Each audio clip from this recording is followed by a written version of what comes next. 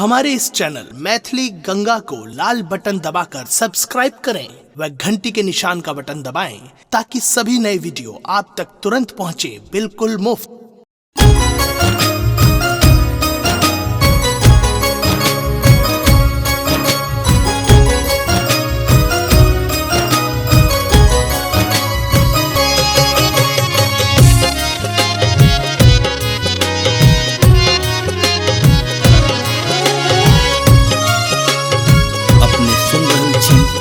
गंगा कैसे की प्रस्तुति। दीवाना रे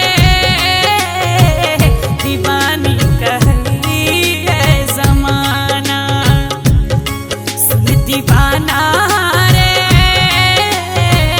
दीवानी कहली है जमाना।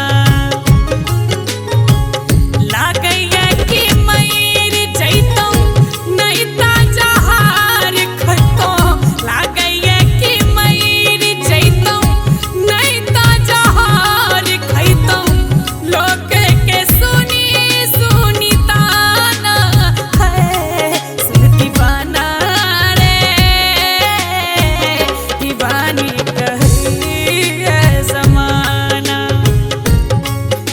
दीवाना रे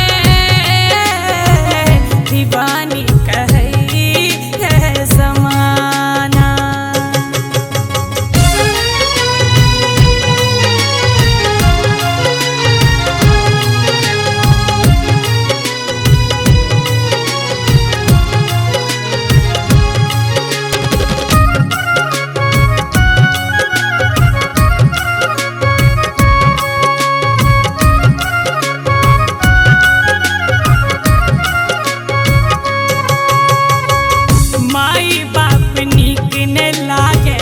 लागे सब आन रे तोरे दिल में बसई आई दीवानी के जान रे।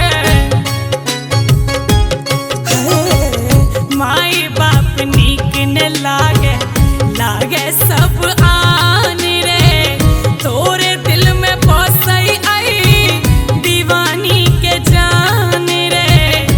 कि यह तू प्यार करके जिनाई दुश्वार कोके, कि यह तू प्यार कोके जिनाई दुश्वार कोके, छोड़ के ले तू वीराना है।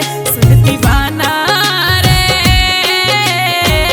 दीवानी कहली है जमाना, सुन दीवाना रे दीवानी कहली है जमाना।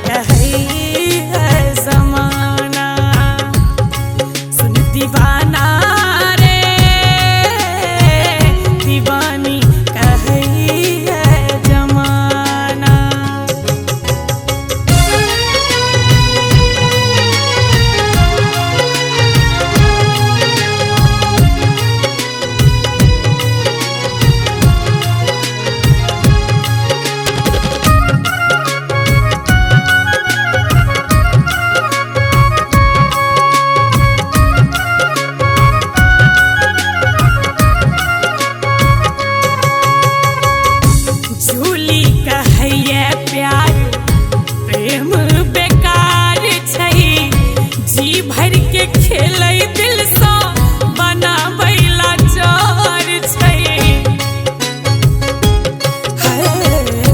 झूली कहैया प्यार प्रेम बेकार छै, जी भर के खेलै दिल सा बनाबै लाचार छै।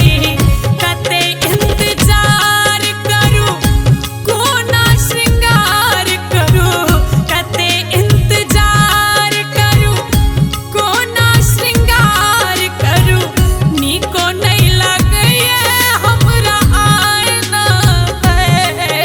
सुन दीवाना रे दीवानी कहैया जमाना, सुन दीवाना रे दीवानी कहैया जमाना। लागैया कि मर जैतौ नहीं ताजा हार खैतौ, लागैया कि मर जैतौ नहीं ताजा हार खैतौ। लोक के सुनी सोनी ताना है, सुन दीवाना रे दीवानी कहैया जमाना, सुन दीवाना रे दीवानी कहैया जमाना, सुन दीवाना रे दीवानी कहैया जमाना, सुन दीवाना रे